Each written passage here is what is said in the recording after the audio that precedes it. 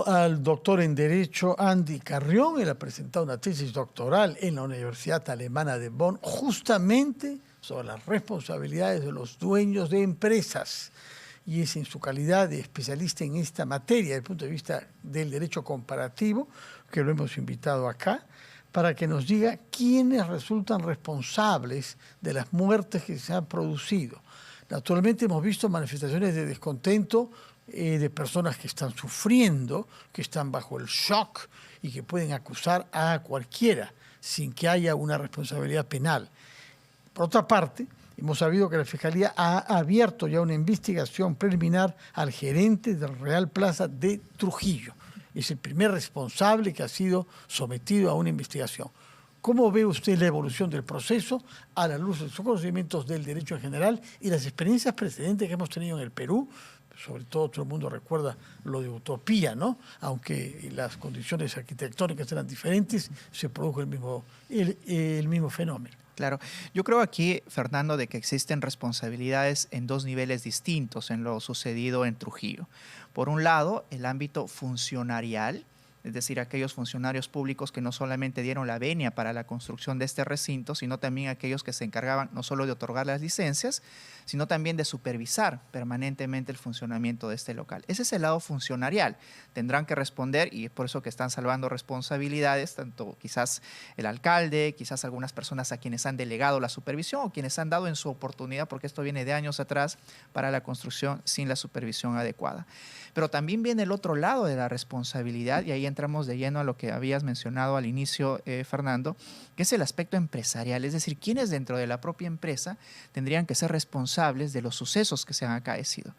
En derecho penal, lo que nosotros debemos de tener en cuenta, Fernando, es de que no solamente se origina una responsabilidad a raíz de una acción positiva, es decir, la persona que dispara a otro o que la lesiona, sino que también a partir de un artículo, que es el artículo 13 de nuestro Código Penal, que es el mismo del Código Penal alemán, por cierto. ¿Qué cosa dice el artículo? Dígalo en español, por favor. Bueno, del artículo 13 que sanciona la comisión por omisión, es decir, aquellas personas que tienen la obligación de resguardar un bien jurídico impidiendo el resultado lesivo. Entonces, no solamente se puede cometer delitos de manera activa, sino también omisiva, es decir, por ejemplo, omitiendo supervisar a los inferiores, por ejemplo, también impidiendo supervisar al menor de edad cuando uno es padre de familia, de que éste pueda ser lesionado por un tercero.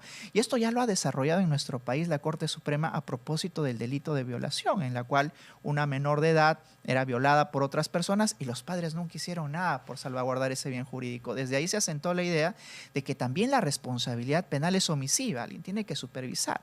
Y en el caso de las empresas, Fernando, se parte de la idea de que son una fuente de riesgo y que esa fuente de riesgo tiene que ser controlada por quien la regenta, por quien ha construido esa empresa. Es por eso que si hay una construcción de un edificio, el empresario que tiene la libertad de organizarse construyendo, por ejemplo, este edificio, tiene como contrapartida, Fernando, el resguardar que de esa construcción no se deriven resultados lesivos ni para los trabajadores ni para terceros. Es por eso que se obliga de que se pueda resguardar muy bien el marco de la construcción. Y yo creo que eso es lo que ha pasado en el centro comercial, porque se debe de encargar no solamente el gerente general, sino también los supervisores de la empresa, de resguardar que de la construcción, por ejemplo, no se puedan derivar resultados lesivos para terceros. Es decir, que si en algún momento han identificado la debilidad en la construcción, pero ellos dijeron que aquí no existe ningún problema, pero si han representado algún eventual resultado de la caída de esta construcción, pues entonces tendrán que asumir la responsabilidad, ya no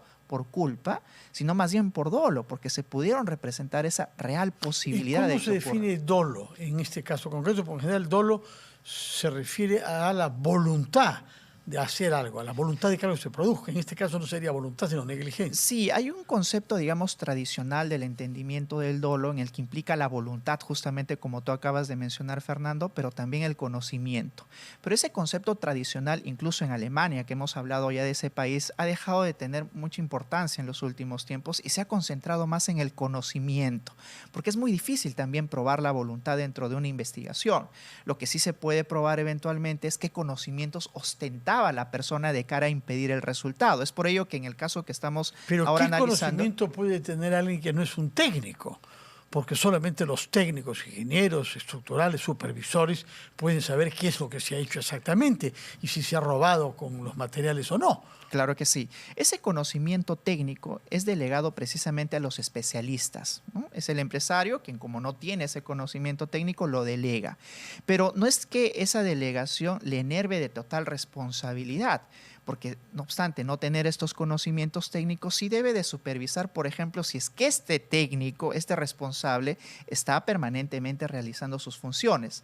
No supervisa lo técnico en sí por la falencia de ese conocimiento, como tú bien señalas, Fernando, pero sí tiene la obligación residual de supervisar que los subordinados realicen de manera adecuada esta labor.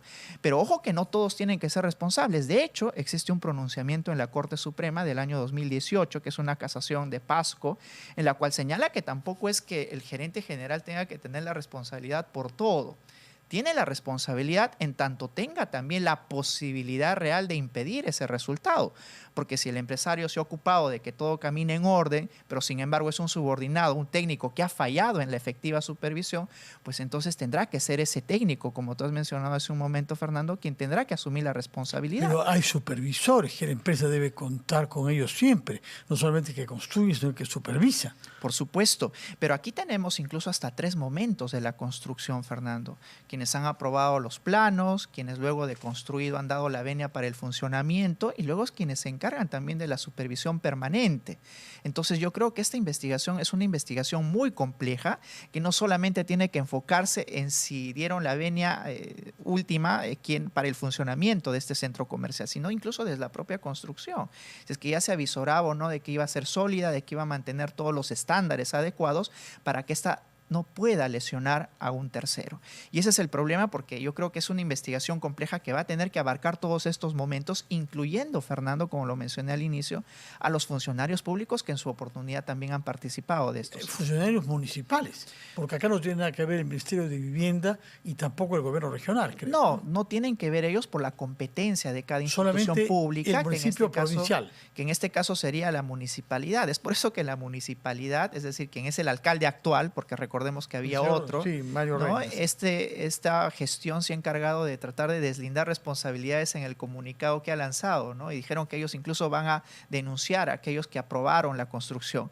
Pero ojo que es un comunicado que, diría yo, más bien intenta deslindar responsabilidades antes de identificarlas, sí, porque nosotros hablamos de 3 momentos, no solo la construcción, sino quienes últimamente siguieron dando la venia para el funcionamiento, porque existe también supervisiones de esta gestión municipal.